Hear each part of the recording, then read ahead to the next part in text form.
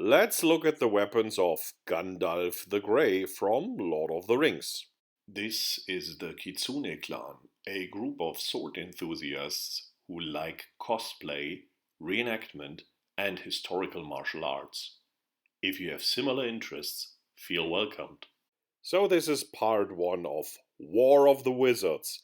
We want to compare the fighting equipment of different wizards and compare in the end which one is best equipped for a nice duel. We start out with Gandalf, and Gandalf has an advantage that most wizards don't have. He has a proper sword. And here we already have to make relative statements because the sword we are using here is only half proper. It's from a carnival store. We had a metal version of Glamdring, so Gandalf's sword, but this one broke. We couldn't find a cosplay version, so everything we were left at in the end was this Carnival's version, which is a bit flimsy. Still, it gives a good impression, the handle is useful, the blade shape is not too off, also the crossguard is usable, as you could see here, for example for Mordsau, but also for usually protecting your hand against a sliding blade. This is a well-designed sword. And this is already something to highlight.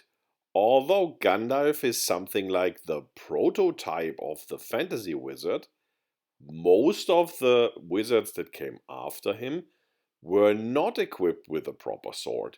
And in a lot of roleplay games, the wizards are often not allowed to have these types of weapons.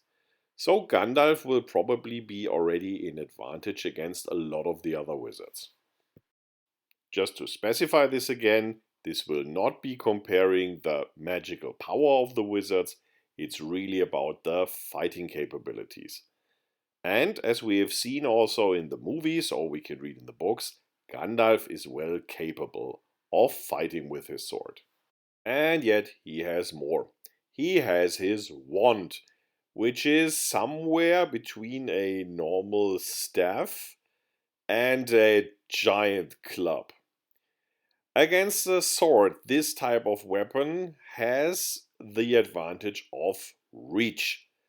Usually, wooden weapons against swords have the problem that the sword can chip little pieces out of the wood, which makes sliding along the weapon then more problematical.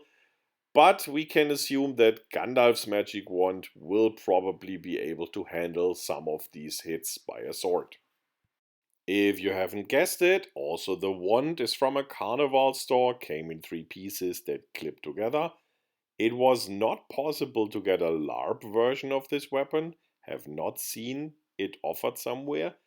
There are shops in Pakistan and India that offer metal versions, but a metal version of this will probably not get the right feeling for it. Still, this weapon is also a bit flimsy and it will bend under pressure, as you could just see. Just means that in many cases, for example in infight, we cannot use the same leverage force that we would usually have with a staff of that length, but we can do interesting stuff. For example, here I managed to catch the thumb of my wife and trapped her by that. Although I emphasize the reach of the wand, it's in fact not that long of a reach. If, for example, facing a spear, it's of advantage to go into infight and use the staff as a quarterstaff instead of a long staff. Anyway, compared to a lot of wizards equipment, Gandalf's wand definitely has some striking power and some striking range. Combined with a sword, this gives him quite some options.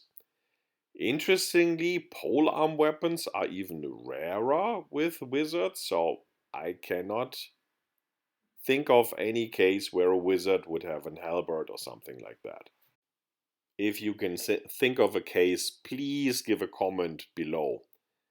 Maybe in a universe like that of fairy tale we could have something like that, but I would have to look that up in detail. Again, as you can see here, if the spear fighter plays out the distance thingy well, the staff or wand is simply too short to compete with it.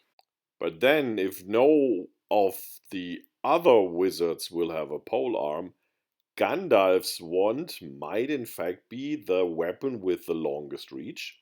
We will see in the War of the Wizards comparison in future episodes. With the staff, it's not only possible to strike, but as just demonstrated, you can of course choke, you can of course perform armbars or throwing techniques. A stick is a very versatile weapon, and Gandalf's wand is battle ready. But now remember the fight against the Balrog. Gandalf was not using either the sword or the staff, he was using both weapons at the same time. Thou shall not pass, or, to be honest, I prefer the German one, Du kannst hier nicht vorbei. There's been a lot of discussion about dual wielding spears or pole arms or long weapons. In this case, we have one long weapon and a sword, and this is in fact not so difficult. And if you check the old Fechtbücher or some of the modern styles, there really are solutions to that. We can basically use the longer stick to hide a bit behind it, so similar to the dueling shields combined with a sword. Or we can hold it up more like a parry weapon that we know from Indian culture. Before we look a bit at that, if we look at the mechanics, the parry weapons are often held in the middle. That's exactly what we intuitively do here. So mechanics, that's a bit similar to the Irish stick. And as I said, in India and China, we had weapons that were specifically designed for that. Videos with a bit more discussion on these aspects are linked below in the description box if you want to see some of the additional information. Overall, it mostly means that Gandalf is equipped with a pair of weapons that nicely work together. One more for defense and then the sword for offense. This already looks pretty good for Gandalf, and other wizards will have trouble dealing with this very good equipment. If we look at the Fechtbücher, where the dueling shields are in and similar stuff, there are also other solutions how to combine, for example, a spear with a sword, although less of them, but that means Gandalf has even more options. A common theme is, for example, grasping both weapons in half sword on top of each other, so not starting out with one parrying weapon left and the attack weapon right, but more with a strong strike option for distance, and then when getting closer, let go with one hand and the other and change to the parry weapon and attack weapon. And then, as always, with two weapons, you can throw one and let an attack follow. Stay tuned for the next War of the Wizards episode coming soon.